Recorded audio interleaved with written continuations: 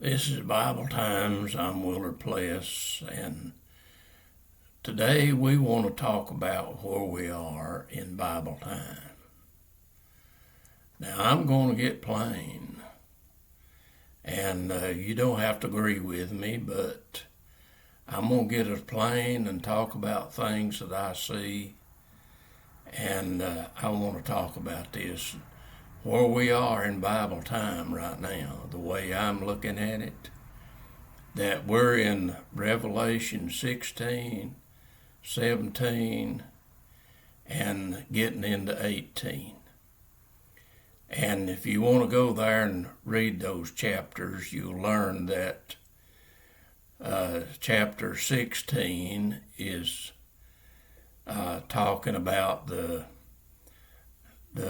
angels with the 7 bowls of wrath that's going to be poured out, and we've seen these being done. We know the sea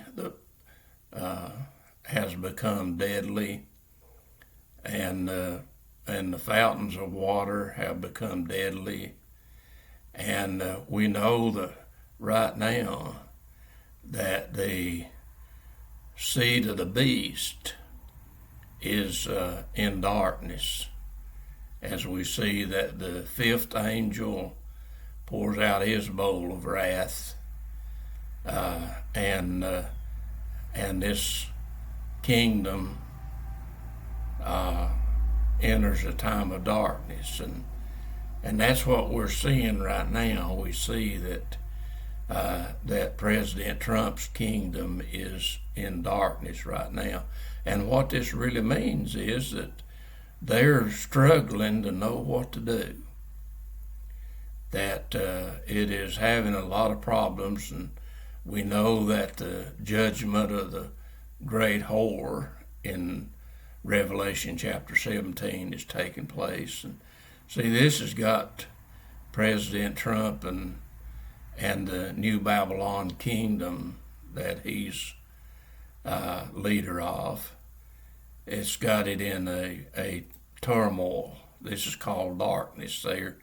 They're trying to figure out what to do. They're confused, and the Bible teaches that this will happen. And with Maxwell and Epstein and those that are caught up in the great whore, which is also referred to as the New Babylon, and the Bible says that the woman that is representing this is riding up on the scarlet beast that has 7 heads and 10 horns. And we know that is a description of President Trump. See, Satan, the dragon, had 7 heads and 10 horns too. And see, he's the one that's using President Trump to get this done. And this is where we are right now. That's what's going on in this world. And you can look at the news media and follow along. I do. I'm not a part of that, but I want to see what's going on, what's being done. I want to see Jesus working, and he's working. He's bringing all this to judgment. That's what's going on. That judgment that he brings is taking place right now. The judgment of the great whore is taking place right now. And this kingdom is in darkness. That means that they're struggling, try to figure out what to do. And when you get into Revelation chapter 18 here, then you learn that Babylon falls, that the whole system collapses, and we learn that when this is done, that Israel's going to turn against President Trump and the New Babylon Kingdom. They're part of it right now because they're deceived. The world's deceived. The church world's deceived. Israel is deceived. And everything's in darkness. See, the church world don't see what's going on either. And Israel don't see and understand what's going on. That's what it means to be in the darkness. You don't see. You don't understand what's really taking place and going on. And we want to talk about this. And we're doing it to try to get people to talk to Jesus. See, the Bible was written. God wrote the Bible. He used man to write it. But God, He's the author of the Bible. That's His book. And He had man to write in a way that you can't understand the meaning of the Bible. Now, you can look and read the Bible, you can read the scriptures, but you're not going to know the meaning of things unless you fellowship and walk with Jesus. That's the way the Bible is given. You got to fellowship with Jesus and walk with Him. You got to come to repentance and lay the flesh away. You're not going to walk in the flesh anymore. And you lay the flesh away, and He'll give you the Spirit. He'll wake up the sleeping soul that's in you. See, Adam was given a living soul. But when he partook of the tree of knowledge of good and evil, then the soul went into a sleep kind of death. And Jesus tried to teach, when He came to this world, He tried to teach that He could wake up the sleeping soul. And He tried to teach that the whole time He was here, but people was having trouble. Even the apostles were having trouble understanding. He tried to teach that when He raised Lazarus from the dead, that He first told the apostles he's asleep. And they thought, well, if he's asleep, he's going to get better. He's doing better.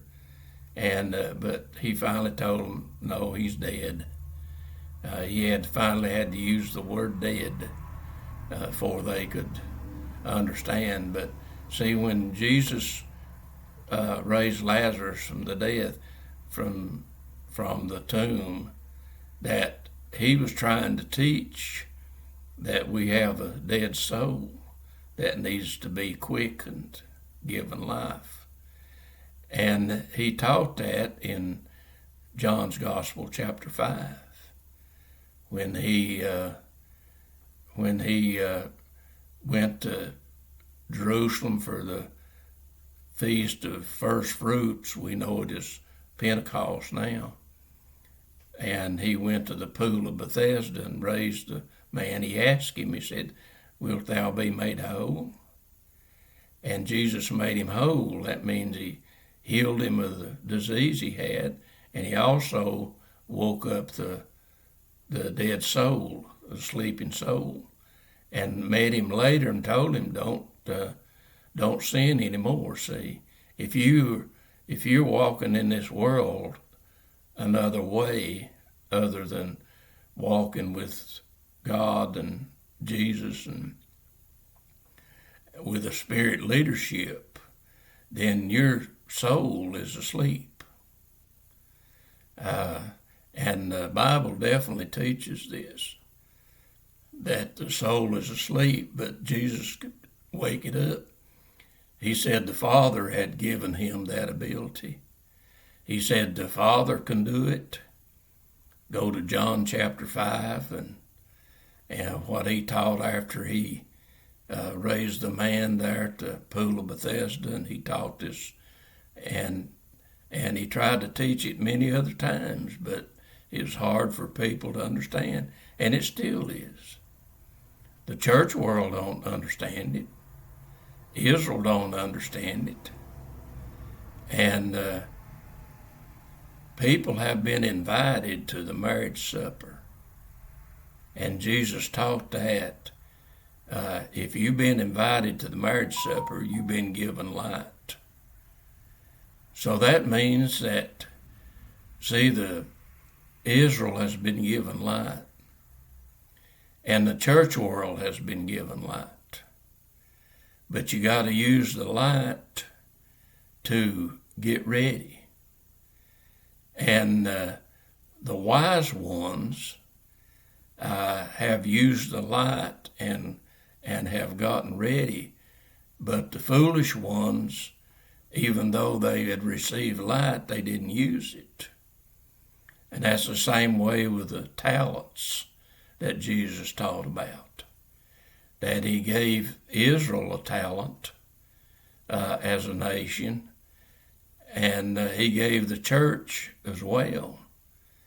And you've got to use that ability. That's what the Bible means by talent.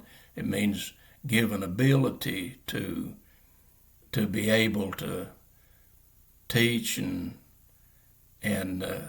be a part of the ministry and help keep God's name alive in this world.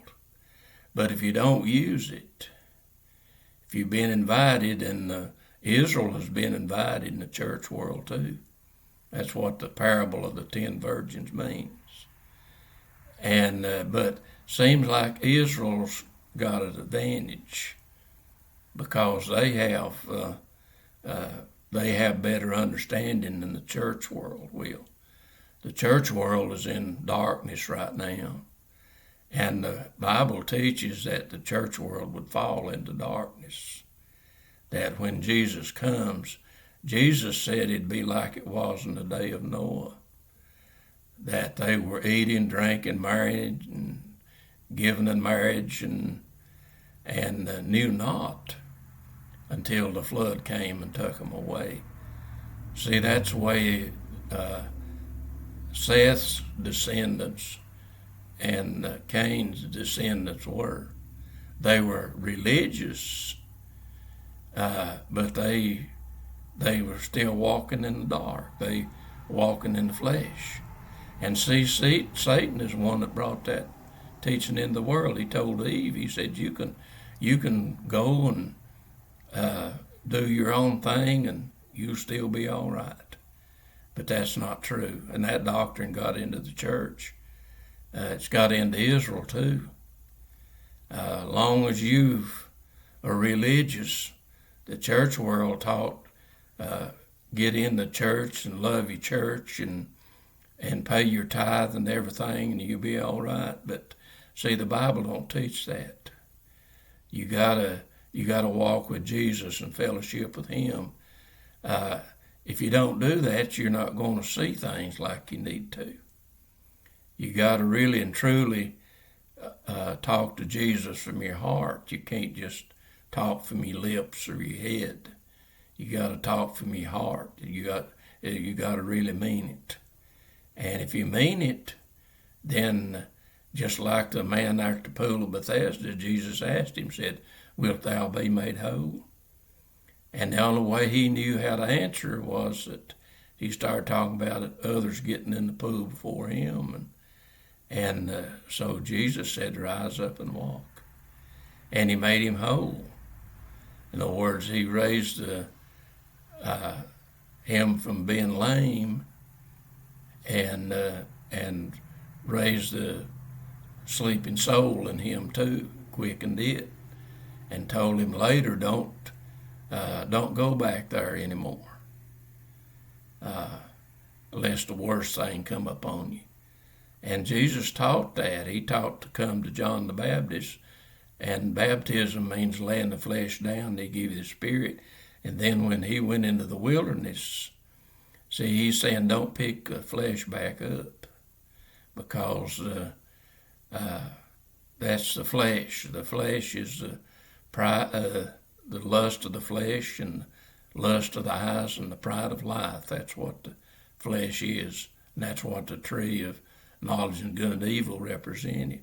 But Satan, see, he taught Eve, he said, oh, you can do that and you'll still be all right. No, you can't.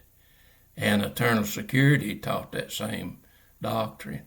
And so that's what the church is in. Just come and get into the church and pay your tithe and